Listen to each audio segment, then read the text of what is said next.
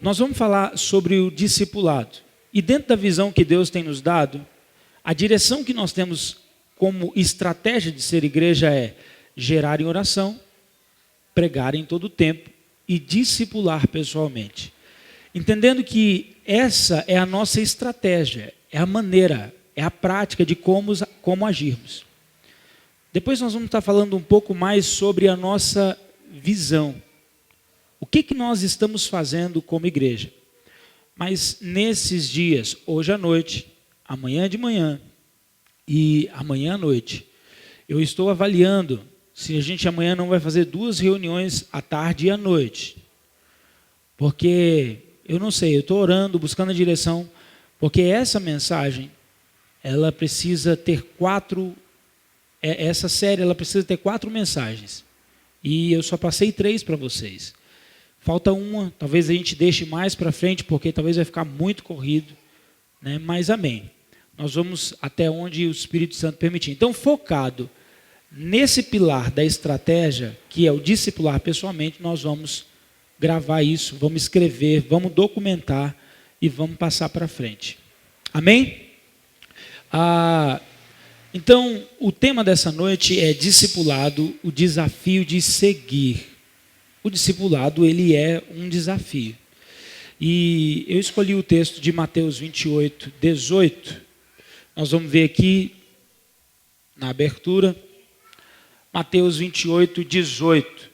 Acompanha na tela, diz: Jesus aproximou-se e lhes falou, dizendo: toda autoridade me foi dada no céu e na terra. Ide, portanto, e fazei discípulos de todas as nações, batizando em nome do Pai, do Filho e do Espírito Santo, ensinando-os a guardar todas as coisas que vos tenho ordenado. E eis que eu estou convosco todos os dias até a consumação dos séculos. Então aqui, esse texto é um texto muito conhecido de toda a igreja. A única ressalva que eu gostaria de fazer nessa introdução com relação ao discipulado é que o discipulado foi o método utilizado por Jesus. E não apenas o método, mas a direção. Jesus disse que nós, quem? A igreja, precisaria fazer discípulos de todas as nações. Então não dá para a gente inventar outra coisa. Jesus não mandou a gente fazer show, Jesus não mandou a gente criar atividades, Jesus não mandou a gente fazer da igreja um clube de entretenimento. Mas Jesus, ele deixou bem claro que a nossa missão é fazer discípulos. Mesmo os missionários, Deus não mandou o missionário ir dar comida. Deus não mandou o missionário ele ir a ter ações sociais. Toda ação social, ela tem que visar o cumprimento que é fazer discípulos. Amém? Por exemplo, o espírita faz caridade. E nem por isso ele está no centro da vontade de Deus. Amém? Porque a direção de Jesus para a igreja é fazer discípulos. Dá um sorriso, olha para o seu irmão e diga para ele: tens feito discípulos?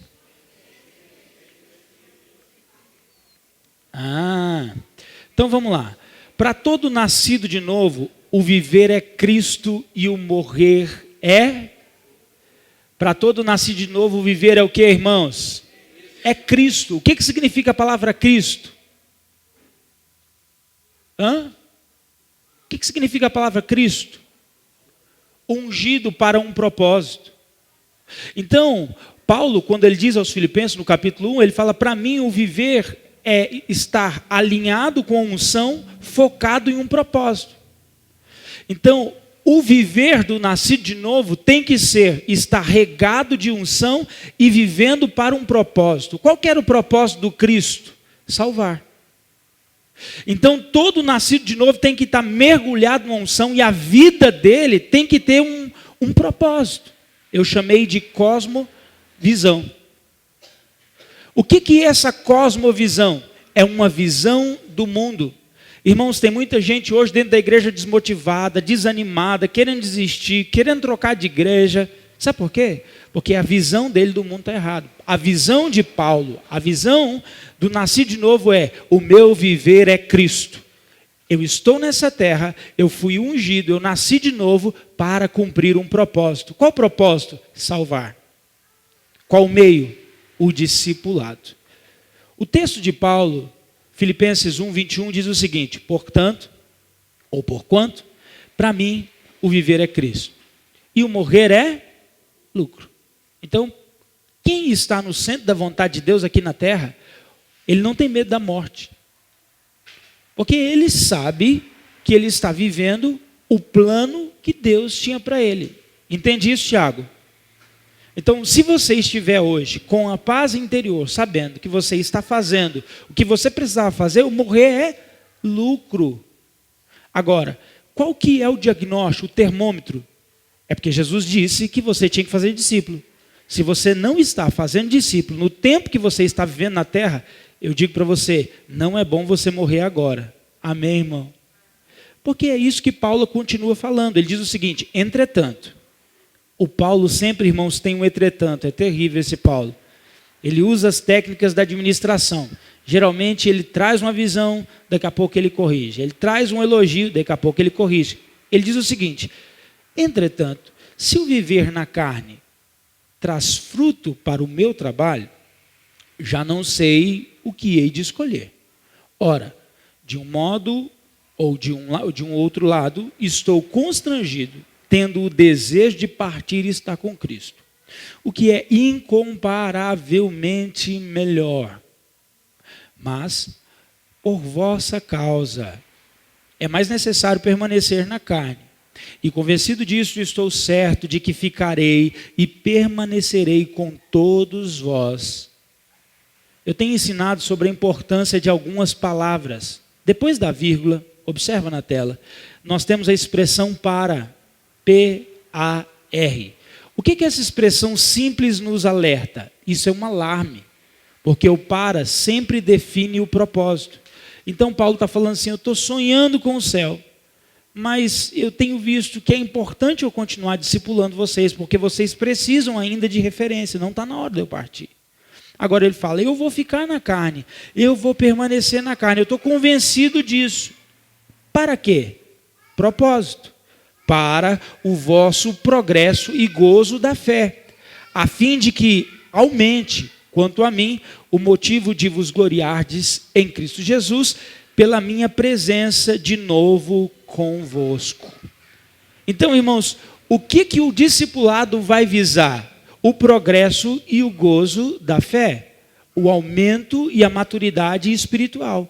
Paulo está dizendo: eu poderia ir embora, eu me sinto pronto para ir embora, mas ainda não é hora, porque eu ainda vejo que vocês precisam crescer, e eu estou disposto a pagar um preço maior. No final das contas, isso vai ser muito bom para mim, porque eu vou ter um galardão maior, eu vou ter investido mais em vidas, a minha recompensa, a minha soma de recompensas está aumentando no céu. Olha para mim, deixa eu dizer algo para você: nada nesse mundo é mais precioso do que investir em alguém. Não existe nada nesse mundo mais importante do que você ser referência e dar a vida por alguém. Você pode dizer amém? Concorda comigo ou estou errado? Então nós temos um desafio de conquistar o céu e não podemos correr o risco de idealizar a fé num campo abstrato. E eu tenho falado um pouco sobre isso. O que é idealizar a fé? É achar, irmãos, que viver esse evangelho livre, leve e solto que a gente vem vivendo, isso está fazendo bem para a igreja. Eu quero dizer para você que não está. Há muitas pessoas arriscando a eternidade, vivendo a vida descomprometida. Então, por exemplo, nós temos igreja aqui na esquina, que eu não vou falar o nome dela. Amém, irmão? Você sabe qual é a igreja que nós temos aqui na esquina, que promete bênçãos e aparentemente nenhum compromisso, senão o financeiro. Não há uma prestação de conta, não há um ombro no ombro, não há um olho no olho, não há um tete a tete, não há um face a face, não há um andado junto. E eu não vou culpar esses irmãos, porque talvez esse é o evangelho que chegou para eles. Mas o evangelho da Bíblia é o evangelho do discipulado. aonde tem o olho no olho, o ombro no ombro, o face a face, um do lado do outro, e é sobre isso que Paulo está falando. Então, quando que a gente idealiza a fé? Quando a gente diz o seguinte: eu ouço a Deus e mais ninguém. Eu sou uma pessoa espiritual, eu tenho uma vida de oração, eu sou um profeta de Deus, Deus fala comigo. Irmãos, tudo bem, mas você está idealizando a fé, porque a fé sem obras é morta. Quem é você quando ninguém te vê? Alguém precisa saber. Então, para a gente sair dessa ideologia da fé, desse campo abstrato, a gente precisa ser prático. E que caminho é esse que me leva à prática dessa fé, ou essa fé prática? É o discipulado.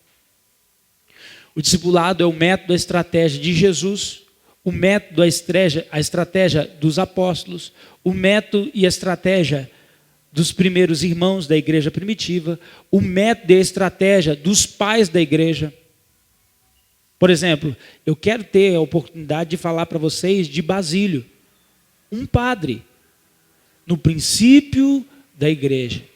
Irmãos, aquele homem tinha mais fundamento do que muito pastor hoje. Um padre, no princípio da igreja, um dos pais da igreja. Ele viveu no final do 1º século, no começo do 2º século. Um homem com a profundidade na palavra e com um entendimento de discipulado que você não imagina. O caminho, então, é o discipulado. Qual que é o problema? Hoje, a gente tem encontrado diversos temas dentro da igreja. A igreja se envolveu com vários programas e ela começou a fazer uma confusão no que Jesus mandou fazer. Ela começou a criar outros métodos e começou a chamar esse método de discipulado, mas que não é. A diferença entre os temas. Vamos só definir isso aqui, para a gente deixar bem claro. Então, o primeiro tema que não se restringe por ele só, não é discipulado. Todos os temas que eu vou abordar, eles somam com o discipulado, mas eles não são o discipulado. Então, vamos lá. Primeiro, o mentoreamento. O que é o mentoreamento? A mentoria se fundamenta na experiência e nas habilidades. Então, alguém tem experiência. Por exemplo, eu gosto de contar essa história do meu avô. Meu avô foi caminhoneiro no começo do século. E eu lembro que eu gostava muito quando eu era pequenininho, lá em Barbacena. Brincadeira, lá em Machado, em Minas Gerais, uma região montanhosa. Lá é muito frio. E eu lembro que a gente ia para a casa do meu avô, e meu avô era muito bom de papo. E eu amava quando a gente sentava no sofá, estava frio lá fora, a gente não podia sair para a rua. E a gente ficava ouvindo meu avô uma tarde inteira. E meu avô contava história, irmãos. Caminhoneiro tem história para contar que você não imagina. Mas eu lembro que ele falava das estradas, que não existia asfalto, que não existia polícia, que não existia placa. Você já imaginou, Marcelo, andar por esse Brasil afora sem nenhuma placa? Sem sinalização? Você já imaginou pegar aquelas serras São Paulo, Espírito Santo, Rio de Janeiro, do Paraná, sem asfalto?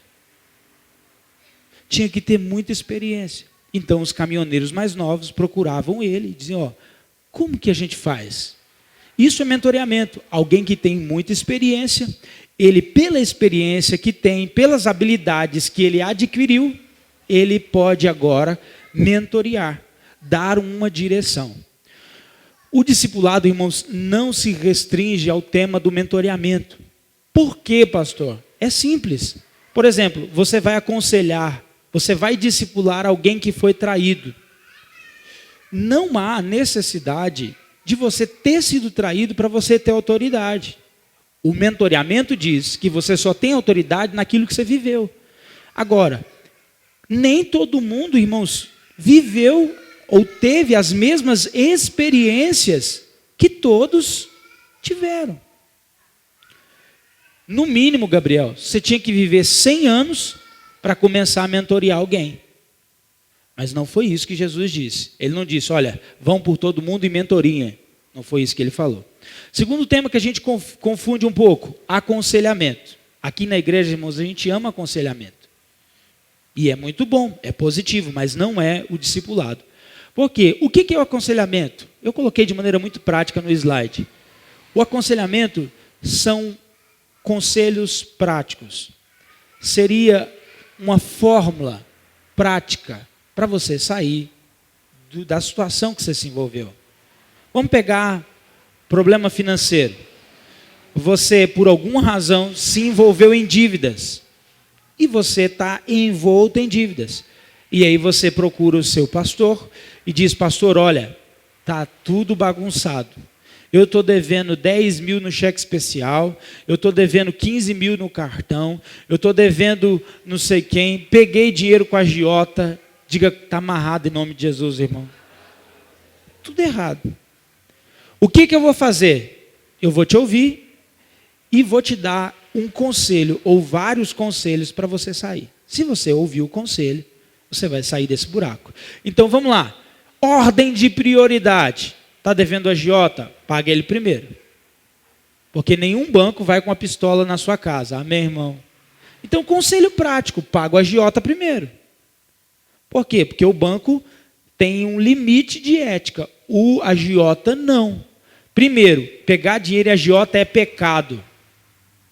Tá? Eu vou definir como doutrina nessa igreja, em nome de Jesus. Eu responsabilizo diante de Deus. Não pegue dinheiro em agiota. Mas pegou. Então agora você quer o conselho? Sai primeiro do agiota. Depois, o que você vai fazer? Cartão, cheque especial. Saiu disso. Agora você vai pagar o seu João da esquina. Você vai pagar. De que maneira que nós vamos fazer isso? Um de cada vez. Se você tentar pagar todo mundo ao mesmo tempo, você nunca vai sair desse lugar.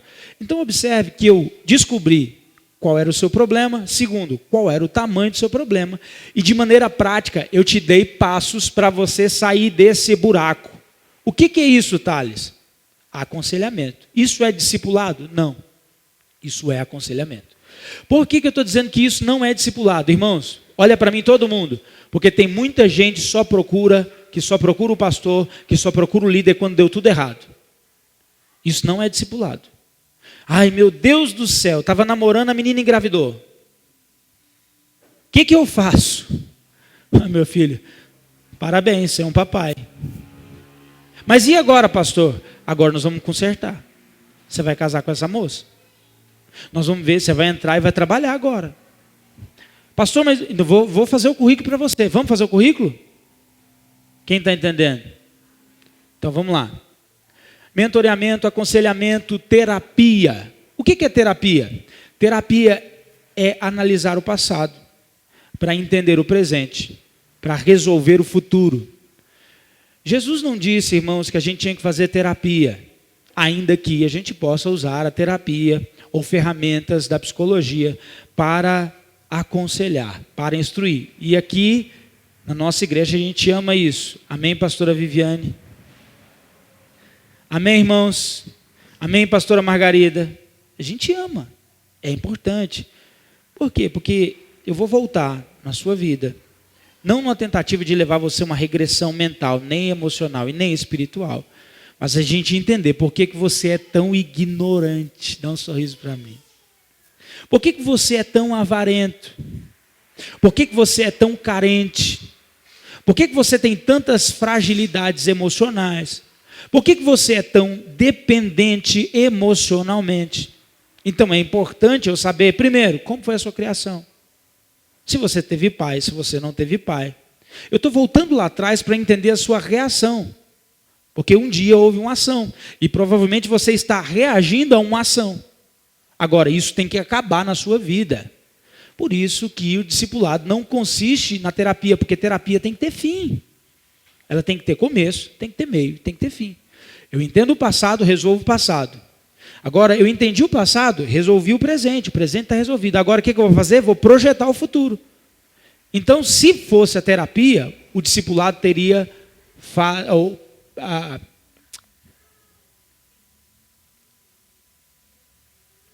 Lembrei. Prazo de validade. Essa expressão que eu quero usar. Porque a terapia tem prazo de validade. Tem gente que gosta do Odivan, né? O divã, irmãos, que é aquele sofá que vem e fica deitado. Eu fico imaginando, irmãos, na hora que Pedro corta a orelha de Malco, Jesus fazendo uma terapia com Pedro. Ô Pedro, vem cá. Pedro, por que você está cortando a orelha desse rapaz? Pedro, eu preciso ter um tempo com você, vem cá. E o pau quebrando, o soldado. Não, peraí, só um minutinho. Pedro, vem cá. Eu preciso entender, sua reação está muito complicada. Seu pai devia puxar a sua orelha. Perdoa o seu pai, Pedro. Foi isso que Jesus fez? Não remenda a orelha ainda não. Espera aí um pouco. Pedro precisa entender. Vamos entender? Não. Jesus deu o exemplo. Ele foi levado mudo ao matadouro. Ele curou aquele que tinha ofendido ele. Ele de alguma maneira intercedeu perante Deus pelo ministério daquele homem que estava ali. Há todo um contexto histórico nesse texto do Getsêmani, há muitas riquezas. E Jesus, na hora que ele cola a orelha daquele soldado, ele estava restaurando o ministério daquele soldado. Aquele soldado era um filho de sacerdote. Aquele soldado, ele vinha de uma linhagem. Foi por isso que Jesus cola a orelha dele. Então ele diz: Pedro, eu não vou falar, eu vou te dar o exemplo. Isso é discipulado. Você ensina mais sem palavras do que com palavras. Você ensina mais com ação do que de qualquer outra maneira. Gestão. Outro tema que a gente tem visto que tem sido bastante confundido nas igrejas. O que é gestão? Gestão é trabalhar em função de resultados. Irmãos, nós não estamos falando sobre discipulado, porque nós estamos entendendo que agora todo mundo aqui vai ter 12, e depois vai fazer mais 12, e depois nós vamos... Não. Ainda que eu queira, deseje de todo o meu coração que essa igreja cresça, e ela vai crescer em nome de Jesus. Você pode dizer amém? Não, diga amém mais forte. Nós estamos entendendo que nós não estamos fazendo tudo que estamos fazendo, corrigindo a rota, porque nós queremos números, nós queremos almas. Nessa igreja, cada vida vai ser valorizada em nome de Jesus.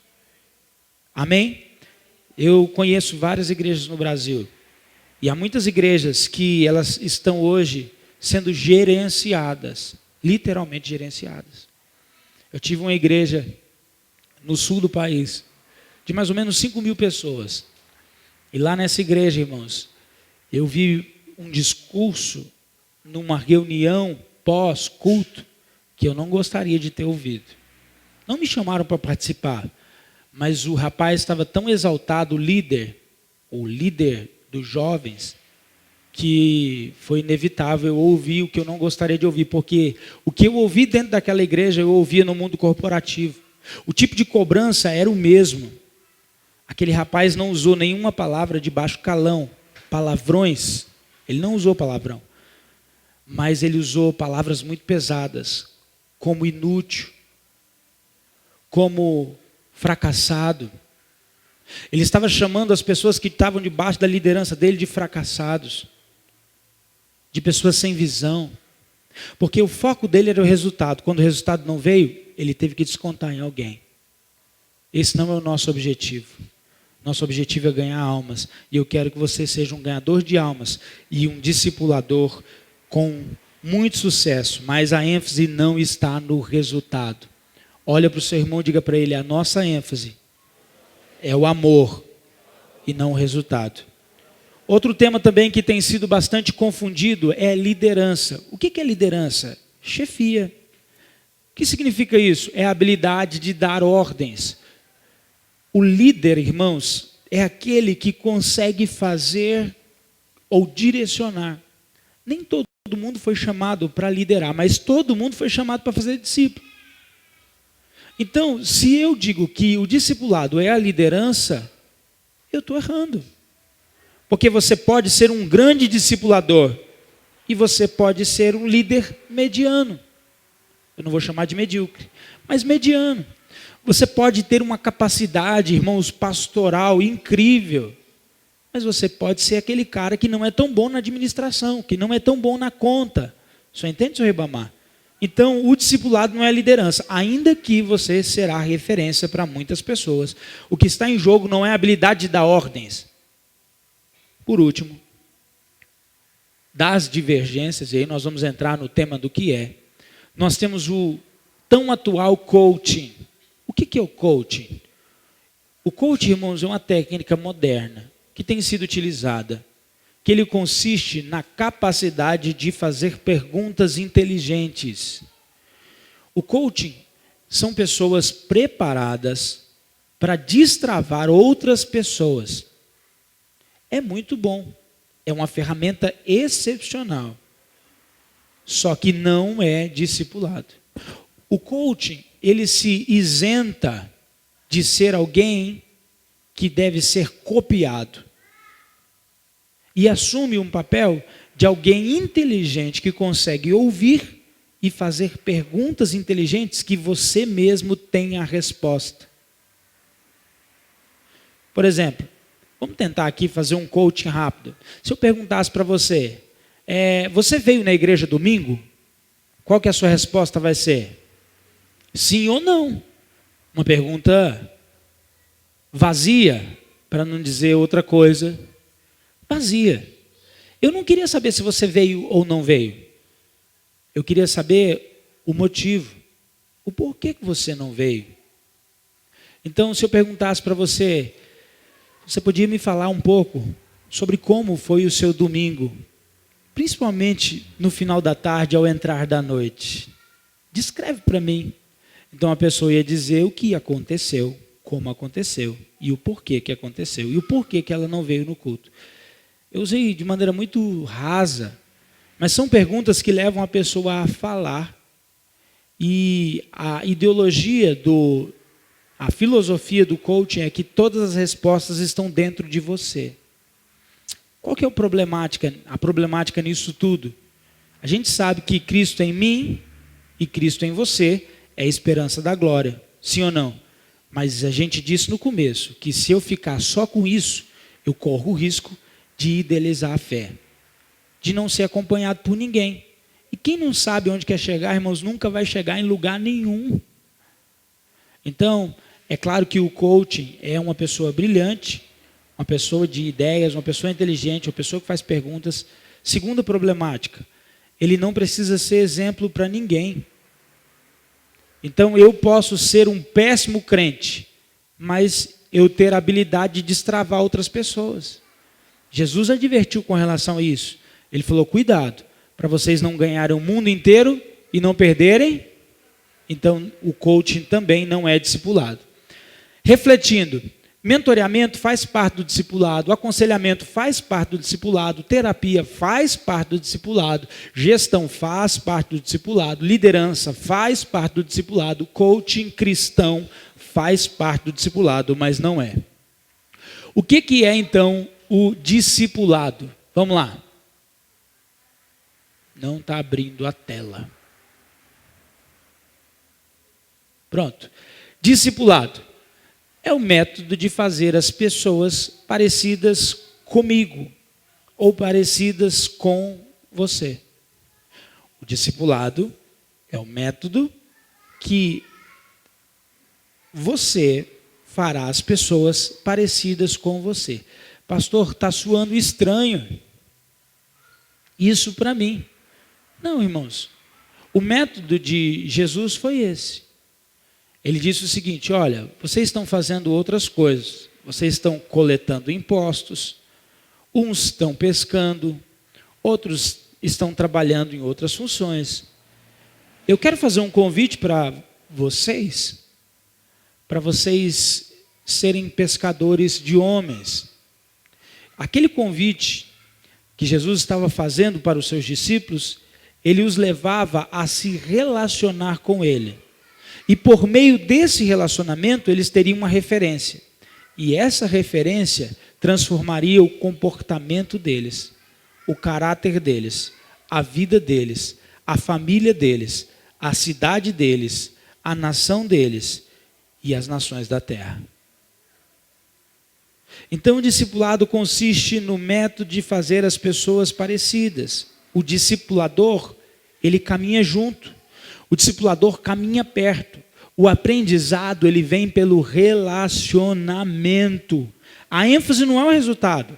A ênfase não é a sabedoria. A ênfase não é a habilidade de dar ordens. A ênfase não é a experiência. É a convivência. É o viver junto. Ok? A etimologia. O que é etimologia? É o significado da palavra. A raiz da palavra. O sinônimo. O que significa cada palavra. Então, quando eu pego a Bíblia, às vezes alguns termos para nós ficam distantes do nosso entendimento. Eles passam a fazer parte do nosso dia a dia, mas muita gente não sabe nem o que significa. Eu vou dar um curso aqui para vocês sobre a trilogia da fé, a trilogia doutrinária. Vocês vão entender, irmãos, que muitas palavras que a gente usa nas canções, nas mensagens, elas fazem parte do nosso dia, mas a gente diz elas sem saber o que significa. Exemplo, aleluia. A gente diz aleluia no culto o tempo inteiro, mas pouca gente sabe realmente o que significa aleluia. Uns dizem, Deus seja louvado. Outros dizem, é um dos vocabulários dos anjos. Alguém passou, o anjo passou e disse, aleluia, é língua dos anjos. Irmãos, há um significado bíblico, há uma explicação bíblica. A palavra aleluia, pela exegese, a Bíblia, ela traz uma profundidade sobre a palavra aleluia que você não imagina. Mas depois a gente fala disso. Por exemplo, a palavra redenção faz parte do nosso cotidiano, mas muita gente não sabe o que significa. E o discipulado, eu entendo que todo mundo sabe um pouquinho do que é o discipulado, mas na prática não sabe o que significa. De acordo com a Bíblia, o discipulado é essa palavra, mantano ou mateo. Primeiro, discipulado significa biblicamente aprender e ser avaliado. Lembrando que isso vai ser transmitido no relacionamento. Então você está se relacionando e aprendendo.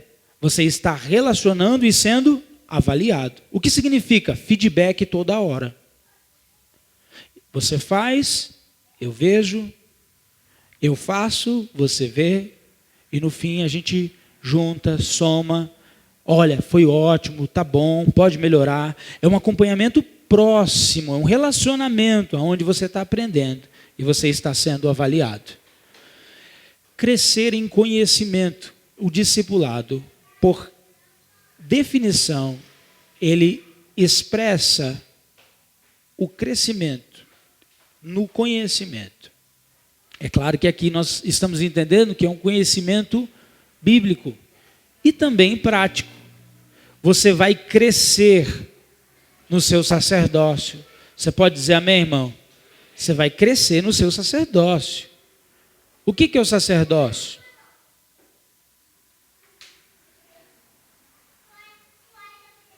Um de cada vez, não precisa brigar, tá?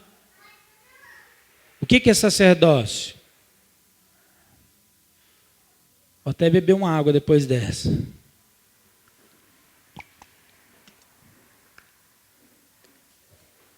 O que um sacerdote faz, irmão? Sacrifica. O sacerdote é alguém que se interpõe em favor de outras pessoas. O sacerdote é uma pessoa que santifica a sua própria vida, a fim de poder sacrificar e se santificar para alcançar outras pessoas. Após a graça, todo nascido de novo é um sacerdote que tem livre acesso ao trono de Deus. Então o sacerdócio é a sua função dentro do reino. Nós somos um reino de sacerdotes. Nós não somos reis e sacerdotes. Isso não é bíblico. Nós somos um reino de sacerdotes. Um dia reinaremos com Cristo. Apocalipse 20, verso 4, nos garante que reinaremos com Cristo. Mas hoje, ninguém está reinando. 2017 não é ano de você reinar. 2017 é ano de você servir. É ano de você morrer. É ano de você exercer o seu sacerdócio. É o ano de você orar mais. É o ano de você buscar mais ao Senhor, a fim de santificar a sua vida e santificar os outros. Então você vai estar crescendo nesse conhecimento a respeito do seu sacerdócio. No discipulado, por definição bíblica, é ouvir e estar informado. Igualmente, aprender pelo uso da prática. Também, ter o hábito de. Esse ter o hábito de nos leva a entender que eu tinha um tipo de comportamento e a partir de agora, pós-discipulado, pós-relacionamento, eu vou ter outro tipo de comportamento. Então, o discipulado não vai mudar só a sua fé. O discipulado vai mudar o seu comportamento. Vai mudar a sua maneira de viver. Eu fiz essa brincadeira aqui na tela, na tentativa de que ficasse interessante. Eu não sei se ficou. Volta. Aqui. Então, o que é, por definição, discipulado? Aprender e ser avaliado, crescer em conhecimento, ouvir e estar informado, aprender pelo uso da prática, ter o hábito de, seria novos comportamentos. Tudo isso está nos apontando que o discipulado é o relacionamento do mestre com o aluno, baseado no modelo de Cristo com os seus discípulos. Qual foi o modelo de Cristo com os seus discípulos? Irmãos, eles ficaram 3 anos e meio juntos, se relacionando, conversando. Houveram momentos de atrito? Houveram. Houve um momento que Jesus disse o seguinte para os discípulos: olha, a multidão já foi embora. Porque todo mundo estava dizendo, poxa, ele disse que o fardo dele era leve. A palavra fardo significa doutrina, no contexto que Jesus está expressando. O fardo era a doutrina de um rabino, era a informação que ele tinha, era a lei que ele estabelecia, era o método que ele utilizava. Agora, Jesus está mandando a gente comer da carne dele e beber do sangue dele. Irmãos, para nós hoje, 2000 anos depois, é fácil dizer para você que você tem que comer da carne e tem que tomar do sangue. Mas naquela época soava bem estranho. E a multidão começou a ir embora. E Jesus disse para os discípulos: vocês também não querem ir embora? Vocês também não querem dar sequência? Porque os próprios discípulos estavam murmurando. Mas os discípulos definiram: para onde nós iremos se só tu tens palavras de vida eterna? Então, o discipulador, irmãos, que você vai escolher é aquela pessoa que você identifica que tem Deus na vida dela. Você não identifica, você não escolhe um discipulador pelo status dele, pela idade dele, pelo conhecimento. Não. Você vai escolher alguém para caminhar junto com você que tenha a vida de Deus. Você vê Deus nessa pessoa? Então essa pessoa está apta a caminhar com você. Ok? Só que tudo começa aí. Porque o outro lado é o discipulador. Ele tem que aceitar. Tem que haver uma correlação. Porque a gente vê claramente que Jesus orou a noite inteira para dizer quem realmente seria discípulo. Ele passou, todos ficaram atraídos, a multidão começou a andar com ele. A gente vê que ele chama algumas pessoas: olha, vem caminhar comigo, vem caminhar comigo, vem caminhar comigo. E um grupo começou a caminhar com ele. Mas houve um momento, nós vimos lá em Lucas, na última vez que eu ministrei isso, na primeira mensagem sobre oração, a gente vê que Jesus definiu realmente os discípulos depois de ter orado uma noite inteira. O que significa? Você vai olhar para alguém e vai ver Jesus na vida dela. Você vai dizer: eu quero caminhar com você. A resposta não precisa vir imediatamente. Mas o seu discipulador vai dizer: olha, eu orei, vamos caminhar junto. A partir daí, irmãos, tem que estabelecer um relacionamento profundo e íntimo, onde você vai aprender, vai crescer, vai estar informado, vai aprender pela referência e vai ter os seus comportamentos mudados. Amém? Então eu coloquei discípulo mais. Que palavra a gente forma com discípulo mais lado? Discipulado. Olha que inteligente, irmãos. Discípulo mais lado é igual a discipulado. O que significa? Está explícito. É um relacionamento lado a lado. O Talmidim, que é uma interpretação do Antigo Testamento, ele revela, para mim, irmãos, uma das histórias mais lindas, ou um dos exemplos mais lindos a respeito do que realmente é o discipulado. Se você decidiu caminhar com alguém, o Talmudim é o discípulo, o Rabi é o mestre. A gente vai pegar o discípulo e o discipulador. De acordo com a teoria, o discípulo, ele tinha que caminhar tão perto do seu mestre, que no final do dia, a poeira da sandália, porque na época não tinha asfalto, nós estamos falando de 2000 anos atrás, tinha muita poeira. A poeira da sandália do discipulador tinha que ter sujado o discípulo por inteiro. O relacionamento do discipulado verdadeiro é esse, tão perto, que eu estou caminhando e os meus passos estão sujando você, no sentido da poeira. É claro que isso é uma linguagem alegórica para mostrar a proximidade. Pastor, qual que é o segredo nisso? Você vai descobrir que o que eu falo é igual ao que eu faço. Você vai descobrir se aquilo que eu falo é diferente do que eu faço. Porque discipulado é o aprendizado pelo uso da prática, do relacionamento. Então não dá para ser outra coisa senão esse relacionamento muito próximo. O discipulado cristão é um relacionamento de mestre e aluno baseado no modelo de Cristo e seus discípulos, no qual o mestre reproduz tão bem no aluno a plenitude da vida que tem de Cristo, que o aluno é capaz de ser transformado e treinar outras pessoas. Presta muita atenção. O discipulado, irmãos, não acaba em você. O discipulado tem o propósito de você ser transformado e você começar a reproduzir.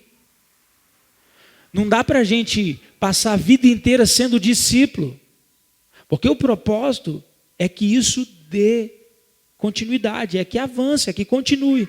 Então, agora você está aprendendo comigo, mas é importante que você passe a ensinar alguém, porque quando você começar a ensinar alguém, você vai ver que as pessoas estão olhando para você e você vai precisar ser um modelo. E isso vai ajudar você a ser um crente melhor, a buscar mais a Deus, a ter mudanças nos seus comportamentos, a medir as suas palavras. Amém? Você pode dizer amém? Vamos lá. Quem conhece esse homem aí? Quem? Quem foi esse homem? Quem foi ele? Foi quem? Foi um evangelista. Não, ele foi o maior evangelista que já existiu. Ele faleceu há pouco tempo e ele deixou a Fundação Billy Graham, através do seu filho Franklin Graham. Eles ainda continuam fazendo esse trabalho. E o Billy Graham, ele ganhou mais de 1 milhão de almas. Vocês disseram que ele foi um evangelista. Eu queria me atrever a dizer, ou a definir que ele foi vou usar o artigo definido, só para mostrar a relevância que esse homem teve. Ele foi o evangelista do século. Para não dizer que ele foi o maior, mas ele foi um dos maiores evangelistas que já passaram por essa terra. Um homem que era apaixonado por almas. Irmãos, eu quero esse amor por almas. Eu quero não conseguir deitar à noite sem ter falado de Jesus para alguém. A gente faz tanto voto, a gente faz tanto compromisso, a gente faz tanto... Irmão, vamos fazer um compromisso, um voto com Deus que vale a pena. Tem gente fazendo jejum de Coca-Cola. Até hoje, sai dessa, joga a Coca-Cola fora, irmão. Faz o compromisso de pregar para alguém todo dia. Vamos passar um óleo de peroba na cara aí.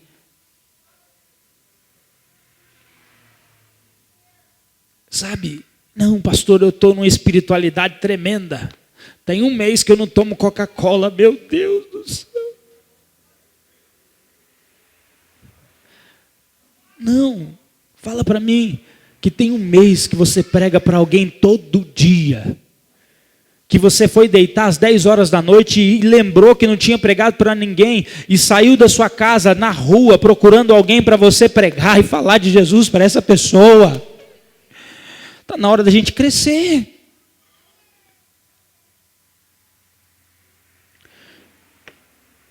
Agora, o Billy Graham, ele reconheceu o erro da vida dele. O maior erro, essa frase é dele. O meu maior erro foi não me dedicar a um grupo pequeno. Hoje, há pessoas que estão dando continuidade na obra. Agora ele reconheceu que no final da vida dele, ele não tinha feito discípulos de verdade. Ele não tinha reproduzido. E a gente está vendo aí. Eles estão fazendo muita coisa, mas não tem um Billy Graham hoje. Já pensou se o Billy Graham tivesse feito 12 Billy Grahams? Ou 11?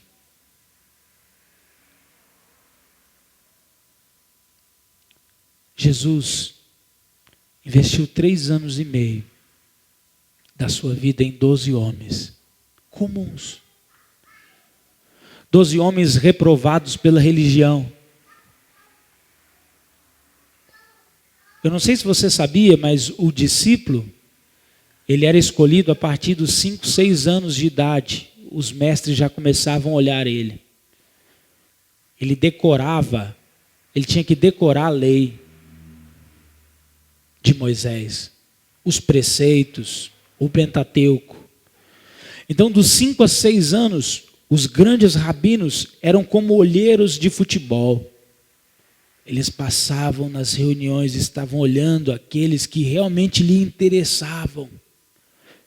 Porque eles não queriam dizer que aqueles que estavam levando ou perpetuando a doutrina dele eram fracos. Então, irmãos, não era fácil estudar com Gamaliel. Não era fácil estudar com os rabinos renomados da época. Mas eram crianças que eram escolhidas. Algumas de posses financeiras muito altas também. Naquela época já tinha isso. Se os discípulos ainda não eram rabinos da idade que eles eram, estavam pescando, estavam coletando impostos, é porque eles tinham sido desprezados pelos rabinos e eles não serviam para a religião. Então eles deixavam os rabinos, eles eram reprovados no teste e eles iam seguir a profissão dos seus pais. Por isso que Pedro estava pescando, porque o pai de Pedro era pescador. Então, quando Jesus convidou Pedro, eles reconheceram Jesus como um rabino. E eles disseram, nós vamos deixar tudo e nós vamos seguir o Senhor. Um sonho ministerial estava sendo restaurado. Estenda as mãos na posição de receber. Eu quero profetizar nessa noite que um sonho ministerial está sendo restaurado na sua vida. Jesus está te chamando para fazer um pescador de homens. Jesus está te chamando para te fazer um discipulador. Alguém que vai ganhar almas, mas alguém que vai reproduzir a vida de Cristo em outras pessoas. Se você recebe, diga amém em nome de Jesus. Então, o que é ser um discípulo? Ser um discípulo é aquele que segue. Seguir quem? Seguir alguém que parece com Jesus. O que é ser um discipulador? É estar disposto a andar com alguém, a investir em alguém e principalmente em ser uma referência para essa pessoa, uma referência de Deus. Ser crente não significa automaticamente ser um discípulo. Eu queria destruir isso na sua mente. Porque esse é um dos maiores enganos que eu vejo por aí. Eu entreguei a minha vida para Jesus. A partir de hoje eu sou um discípulo de Jesus. Não. Você é um nascido de novo. Você não é discípulo de Jesus. Embora todos os cristãos do reino, eles agora fazem parte desse reino, mas não significa que ele se tornou um discípulo. Seguir a Cristo implica em aceitá-lo como Senhor. Significa servi-lo como um escravo. E tudo isso por amor e gratidão. Por uma boa consciência de tudo que ele fez por você. Há uma canção que eu amo, que diz assim: se ele deu a sua vida, por que eu não posso dar a minha? Eu acho que essa é a canção do discípulo. Se ele deu a vida dele, por que eu não posso dar a minha? Se ele morreu, por que eu não posso morrer? Abra, por favor, em Lucas 6, 46.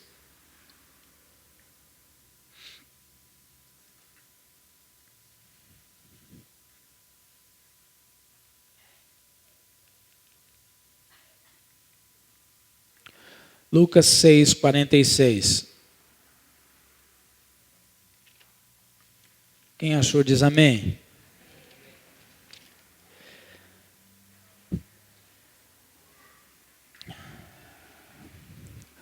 Por que me chamais de Senhor, Senhor, e não fazeis o que vos mando?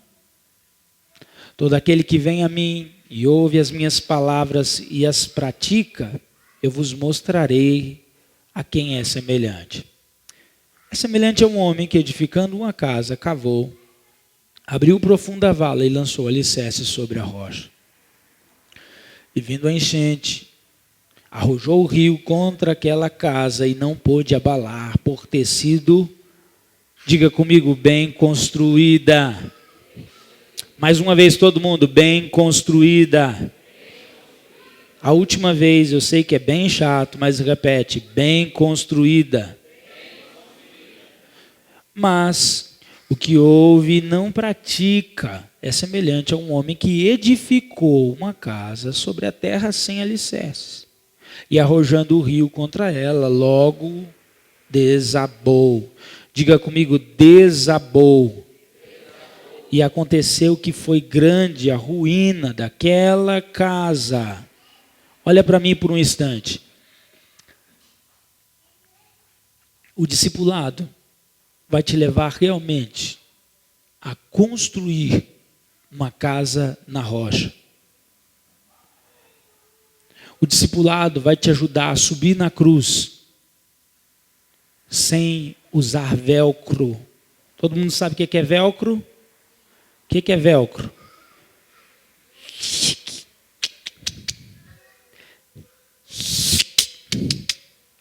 Tem gente que diz, eu largo tudo, deixo tudo para te encontrar. Eu largo tudo, deixo tudo para te encontrar, Senhor.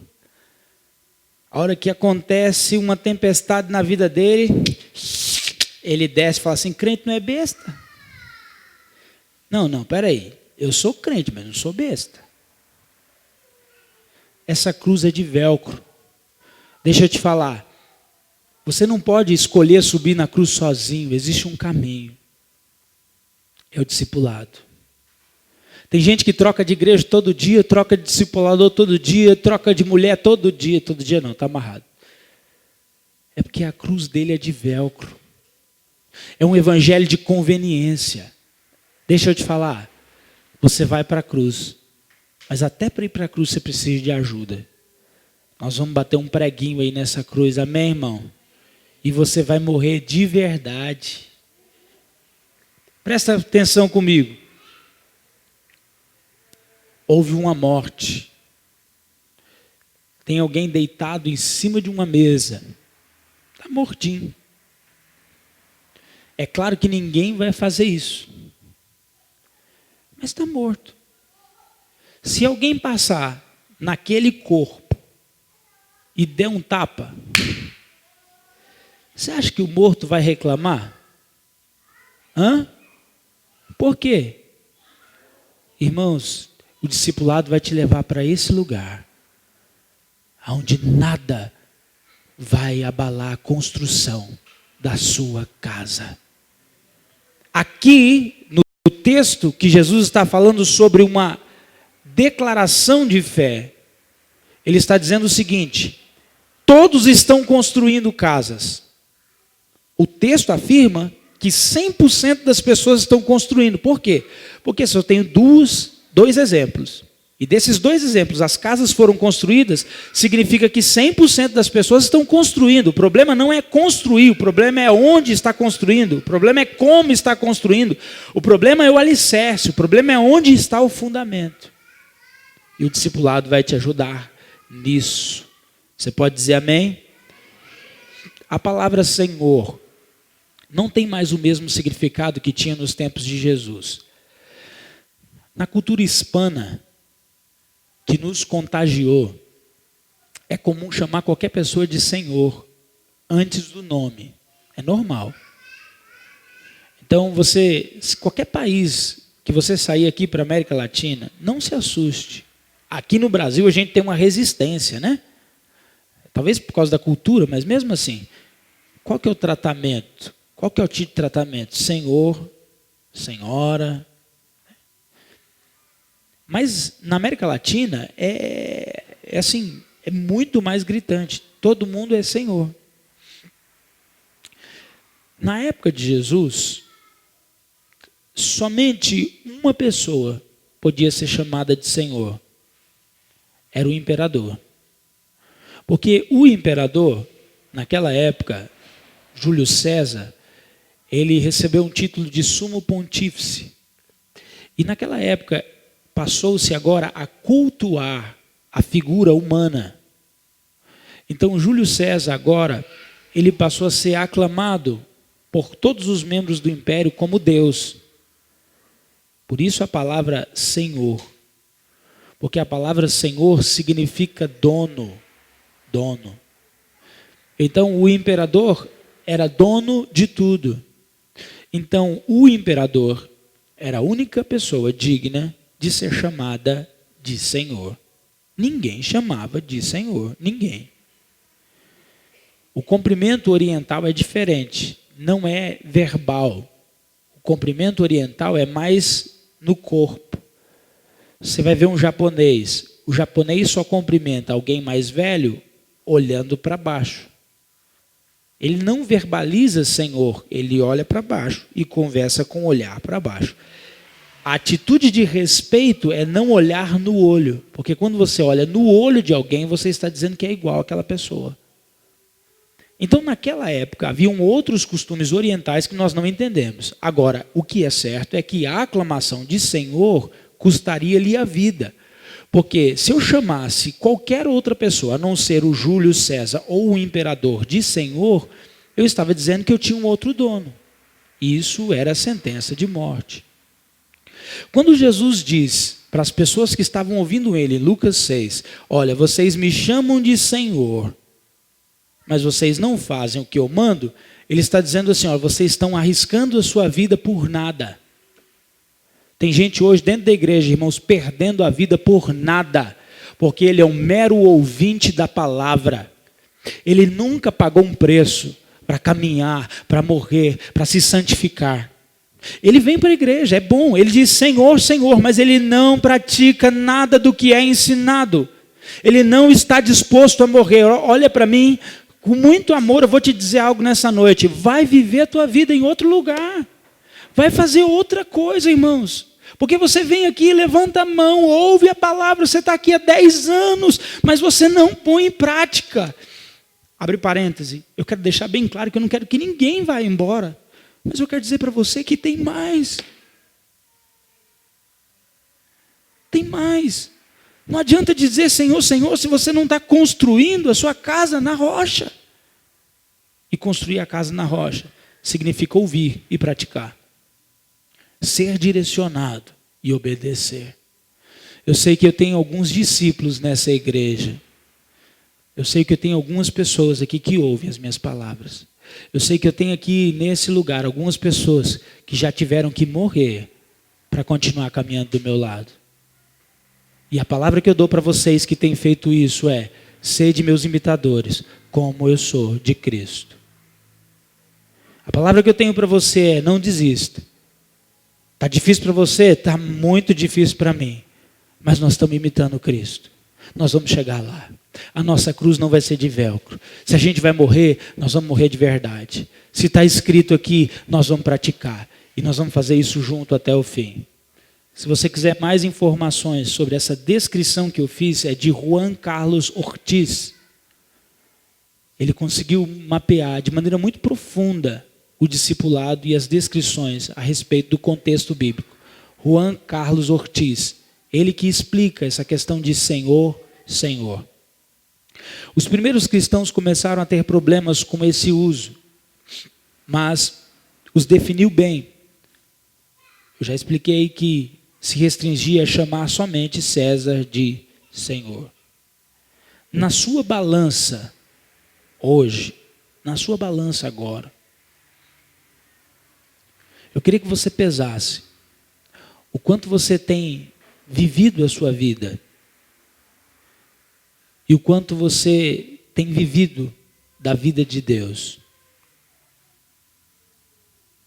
O quanto você tem renunciado à sua vontade e o quanto você tem realizado a sua vontade.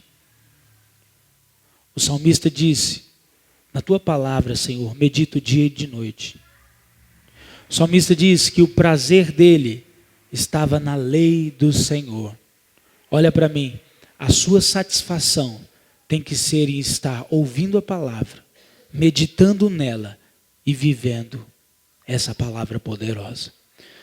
Qual a importância do discipulado? O discipulado tem um fato muito importante. Ele é uma proteção para o rebanho. Ele é uma proteção para a sua vida. Ele é uma proteção contra os lobos que hoje têm se levantado na internet e na televisão. Uma igreja de discípulos é uma igreja saudável. Uma igreja de discípulos é uma igreja que vive em santidade. Uma igreja de discípulos é uma igreja que busca a vontade perfeita do Senhor. Estamos quase concluindo. Queria te convidar a abrir sua Bíblia em João, capítulo 6, versículo 60.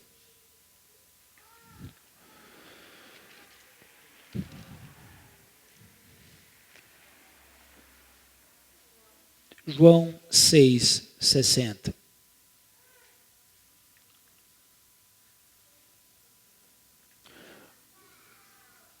Muitos dos seus discípulos, tendo ouvido tais palavras, disseram: duro é este discurso, quem pode ouvir?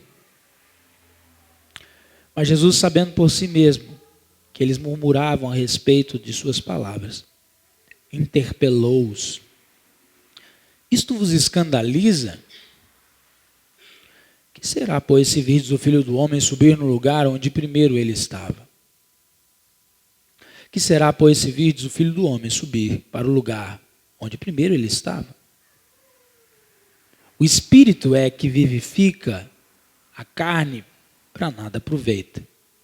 As palavras que eu vos tenho dito são Espírito e são vida. Contudo, há descrentes entre vós, pois Jesus sabia desde o princípio quais eram os que criam e os que haviam de trair. E prosseguiu: por causa disto é que vos tenho dito, ninguém poderá vir a mim se pelo Pai não for concedido. À vista disso, muitos dos seus discípulos o abandonaram e já não andavam com ele. Então perguntou Jesus aos 12: porventura, quereis também vós outros vos retirados? Respondeu Simão Pedro: Senhor, lembra da expressão, lembra do que Pedro está dizendo, lembra do preço que Pedro está pagando, ele está arriscando a vida dele. Ele diz em alta voz: Senhor, para quem iremos? Tu tens as palavras de vida eterna. E nós temos crido e conhecido que tu és o Santo de Deus. Replicou-lhe Jesus: não vos escolhi em número de 12, contudo, um de vós é o diabo. Referia-se ele a Judas, filho de Simão Iscariotes, por quem estava para traí-lo, sendo um dos 12. Então aqui, irmãos, nós estamos vendo o seguinte, vamos desmistificar algumas coisas. Jesus, ele tinha outros discípulos, e não somente os 12. Porque nesse texto deixa bem claro que não foi só a multidão que foi embora. Havia um outro grupo de discípulos que não estavam dispostos a pagar um preço mais alto. Eu quero dizer para você, irmãos, que algumas pessoas, elas vão crescer no discipulado mais do que as outras. E que quem vai determinar isso não sou eu. O padrão é o mesmo. O padrão não sou eu que estou estabelecendo, é a Bíblia. Fica evidente que no meio dos discípulos haverão pessoas que vão embora. Haverão pessoas que vão permanecer. E haverão pessoas que serão instrumentos do diabo. E Jesus está se referindo aos discípulos. Em nome de Jesus, eu quero profetizar que você não será aquele que vai ser usado pelo diabo. Eu quero profetizar que você não é o discípulo que começou bem, mas parou na metade do caminho. Mas eu quero que você seja aquela pessoa que até o fim decida seguir a Jesus, entendendo que o discipulado não se trata de uma filosofia, que o cristianismo não se trata de uma filosofia, de uma teoria que você aderiu. O discipulado não é um pensamento, o cristianismo não é um pensamento. Eu queria ler a frase de William Barclay. Olha o que William Barclay diz. Em última instância, o cristianismo não é uma filosofia que nós aceitamos. Não é uma teoria a qual nós aderimos. Não é uma elaboração de pensamento. Não é algo que se alcança intelectualmente. Discipulado não é para gente inteligente, por favor. Por que eu estou dizendo isso? Cuidado. Porque a gente acha que o fulano está lá porque ele é mais útil, porque ele é mais inteligente, porque ele fez faculdade. Irmão, se fosse assim, nós teríamos os grandes líderes dessa nação como exemplo.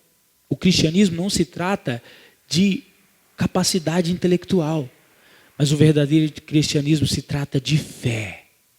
Fé.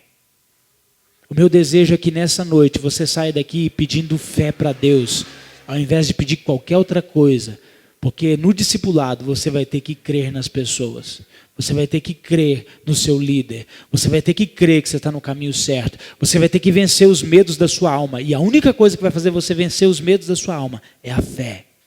O que vai fazer você começar e não desistir é a fé. Pedro diz, olha, nós sabemos, temos visto na sua vida, nós cremos no Senhor. Você pode dizer amém? É uma resposta pessoal a Jesus Cristo. É uma resposta do coração ao magnetismo de Jesus.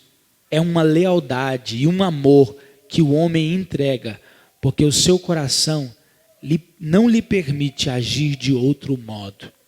Eu profetizo que você vai ser atraído em nome de Jesus, para o discipulado puro e genuíno. Vamos concluir. Conclusão, irmãos, deixa eu ensinar algo para vocês. Não significa repetir o que a gente já falou. Então, às vezes a gente tem a ideia de que concluir é repetir tudo que a gente falou. Isso é revisão, não conclusão. Amém? Todo mundo dá um sorriso para mim. Eu posso concluir revisando. Não é errado. Por isso eu vou concluir da seguinte maneira. Evangelismo e discipulado são coisas distintas. Essa é a minha conclusão. Nós vamos ter um seminário aqui só sobre pregação do Evangelho. Você pode dizer amém? Nós vamos aprender, irmãos, a mano a mano. Vamos aprender a sair na rua, a pregar, a falar no ônibus, nós vamos fazer. Mas esse seminário é sobre discipulado. É o pós-evangelismo. Então, evangelismo e discipulado são coisas distintas. Outra coisa, o novo nascimento e conversão igualmente são temas distintos. O que é o novo nascimento? Você nasceu de novo. O que é conversão? Você mudou a sua maneira de pensar. Tem gente, presta atenção, que nasce de novo, mas nunca muda a maneira de pensar. Pastor, isso não é bíblico. Romanos capítulo 12, verso 1 e verso 2. Paulo está rogando para a igreja que não se conforme com o século. Ele não está falando para ímpio. Paulo está se dirigindo à comunidade de hebreus que morava em Roma e que tinha convertido. Eram judeus convertidos, gregos convertidos, gentios convertidos. Ele está dizendo, olha, vocês nasceram de novo, mas vocês precisam entender que a vida de vocês agora é outra, e vocês precisam mudar. E eu rogo para que vocês entreguem os seus corpos como sacrifício santo, vivo e agradável a Deus. Qual que é a minha proposta? Entre o novo nascimento e a conversão, a ponte de ligação se chama discipulado. Você entende isso? Ah, eu nasci de novo, mas eu não consigo mudar a minha maneira de pensar. Então agora nós vamos trabalhar isso. Você nasceu de novo, então tudo que você achava que era comum não vai ser mais. Ai, pastor, eu não sei. Eu acho que é tão normal ouvir a música do Leonardo. Irmão, peraí, eu vou fazer um outro tipo de oração por você. Pastor, eu não consigo entender por que a gente tem que dar o dízimo todo mês. Eu vou fazer uma outra oração por você.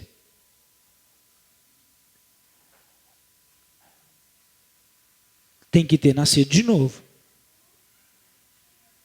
Mas talvez agora a gente vai mudar a sua visão do mundo. Para isso, você precisa ter alguém que vai te ensinar aqui e através de uma prática de vida cristã. Então a minha proposta nessa conclusão é que você entenda que entre o novo nascimento e a conversão existe o discipulado. Se a gente errar nisso, a gente está abrindo a porta do fundo da igreja.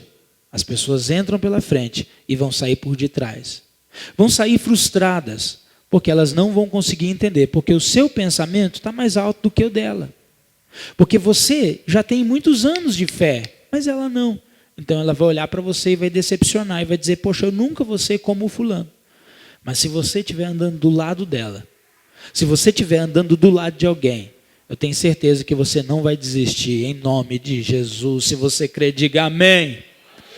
Discipulado não se restringe nem ao menos a resultado, mas se aplica a visíveis mudanças comportamentais. O discipulado eficaz não é aquele que multiplica, é aquele que gera mudança.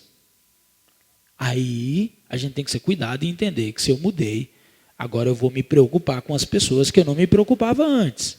Então, de alguma maneira, eu vou multiplicar. Agora, você quer saber se o discipulado está funcionando ou não? Essa aqui é aquela pessoa, se ela está abandonando as práticas que ela tinha anteriormente. Tem que haver mudança. Não dá, irmãos, daqui 10 anos eu ir buscar o Thales lá na boca de fumo. Está amarrado. Sabe o que eu vou entender? Eu fui um ótimo mentor, eu fui um ótimo conselheiro, eu fui um ótimo coach, eu fui um ótimo terapeuta, mas eu fui um péssimo discipulador. Porque eu não transmiti para você a vida de Deus que tinha em mim. Ou então eu não tinha a vida de Deus. É um grande desafio. Você precisa parar de pôr a culpa nos outros e passar a assumir a responsabilidade pessoal e decidir pagar o preço para que haja mudanças reais na sua vida. Para que você cresça, será necessário você entender que você precisa de ajuda. Você vai precisar vencer o orgulho. Porque ser discipulado, irmão, significa vencer o orgulho. Ah, eu já sei como é que eu faço. Então faz. Pastor, eu estou pensando em fazer algo. O que o senhor pensa? Irmão, você tem que estar pronto para o sim e para o não. Agora tem gente que chega, pastor, eu comprei um carro, o que o senhor acha? Eu acho legal. Pastor, eu te procurei só para comunicar. Eu divorciei da minha esposa, eu não volto mais naquela casa.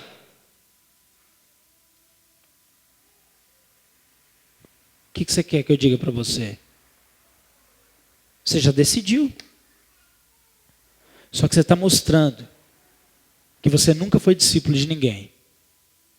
Você está mostrando que você foi alguém que construiu, mas que a tempestade veio e a casa caiu literalmente. Simplesmente porque você foi um mero ouvinte e não praticante. O discipulado vai te tirar do banco e vai te colocar na cruz. O discipulado vai te tirar do comodismo e te colocar na obra. O discipulado vai tirar você da avareza, da mesquinhez, do egoísmo e te colocar dentro do reino como alguém que ama vidas, que ama pessoas, que ama o Senhor Jesus. Você pode dizer amém? Ainda concluindo. O discípulo, nesse processo então, ele vê a vida de Deus em alguém. Qual que é o critério, Sérgio? Tem que ver a vida de Deus. É o critério. Agora, o chamado, ele vem do mestre. Você identificou a vida de Deus no Gabriel. Exemplo. Aí você, poxa, o Gabriel, o homem de Deus, foi para o mergulhando, mergulhou em Deus, voltou no mergulhando só no Shirikante Manebaias, e agora ele está voando em Deus. Ele mergulhou para depois voar. Eu vou começar a caminhar com o Gabriel, eu vou ver que tipo de pessoa ele é. Caminha com ele. Não, ele é uma pessoa jóia. Tem falhas? Tem. Está caminhando? Tá. Tem. Ok. Só que o chamado vem do mestre. Então, quem realmente define é o mestre.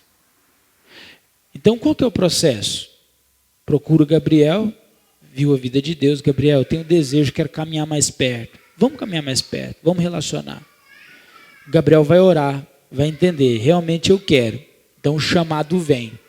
Por que eu estou dizendo isso para vocês, irmãos? Porque eu tenho duas incógnitas. O jovem rico. O jovem rico chegou para Jesus. Jesus, como é que é o esquema aí? Eu estou gostando desse negócio de 12. Eu quero ser um dos 12. Jesus olhou para ele, sorriu e disse, vamos começar? Vamos. Vende tudo que você tem. Reparte. Depois que você fizer isso, me segue. O que ele estava dizendo? Acaba com o amor que você tem pelas coisas dessa terra e a partir daí você está pronto para me seguir. Seguir é de ser discipulado. Por isso que eu dei o nome de desafio de seguir. Então, no primeiro critério de Jesus, que era não andar ansioso por coisa alguma, Jesus disse isso lá em Mateus 6. Não andeis ansiosos por coisa alguma. Buscar em primeiro lugar o reino de... E todas as outras coisas serão acrescentadas. Então Jesus só disse para ele, tranquilo, pega tudo que você tem e vende. O coração dele se encheu de tristeza. E ele disse, não, vou fazer outra coisa. Vou ser empresário do reino de Deus. E foi embora. A gente não sabe como termina a vida desse jovem. A Bíblia não fala. Outra pessoa que me deixa com incógnita é o gadareno. O gadareno me fez pensar bastante, eu ainda não tenho resposta para o gadareno. O gadareno diz, olha Senhor, eu vou te seguir. Ele falou, não, volta para casa e vai pregar. Eu não consigo entender por que o gadareno não foi aceito. Parece que algumas pessoas não foram chamadas mesmo para estar ali. Com isso, irmãos, eu não quero dizer que nem todos vão ser discípulos. Talvez o gadareno foi discípulo de outra pessoa. Mas eu quero dizer para você que tem um preço a ser pago, muito alto.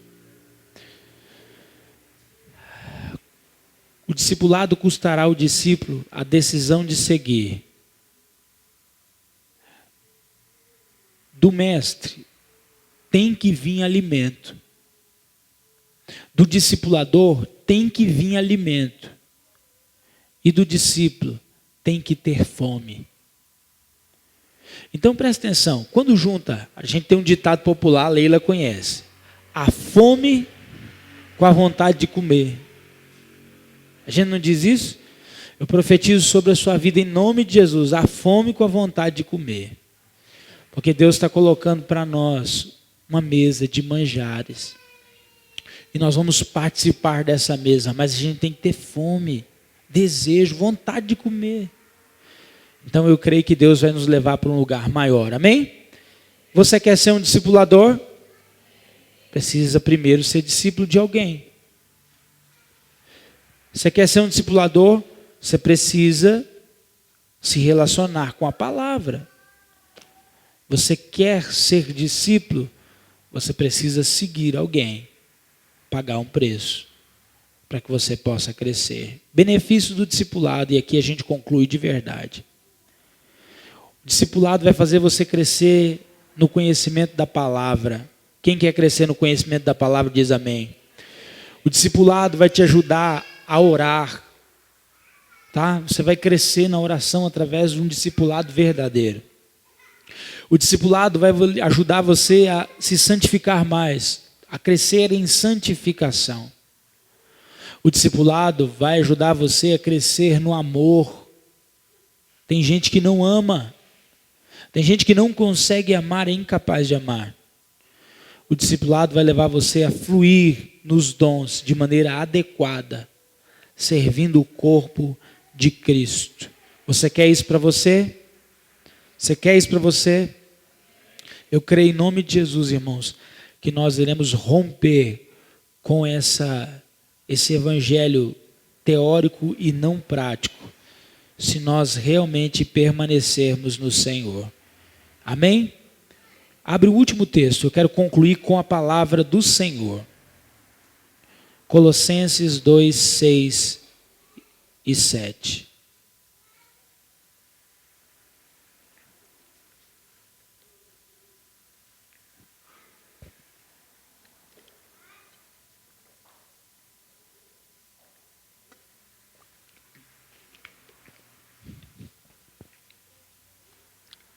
Como, pois, recebestes o Senhor Jesus Cristo, assim também andai nele, arraigados e sobreedificados nele, e confirmados na fé, assim como fostes ensinados, nela, abundando em ações de graças.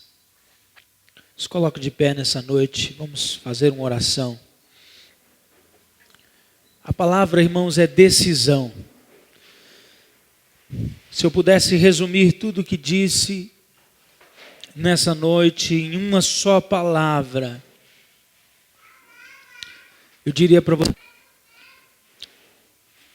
decida mudar. Uma jornada de 1000 quilômetros começa com o primeiro passo. Uma jornada de 1000 quilômetros começa com o primeiro passo. Nós somos uma igreja de discípulos. Estamos dando passos em direção à perfeição desse tema, ao aperfeiçoamento, e estamos visando o crescimento espiritual do rebanho, a santificação. E como líder dessa obra, como pastor, eu não vejo outro caminho senão um discipulado verdadeiro.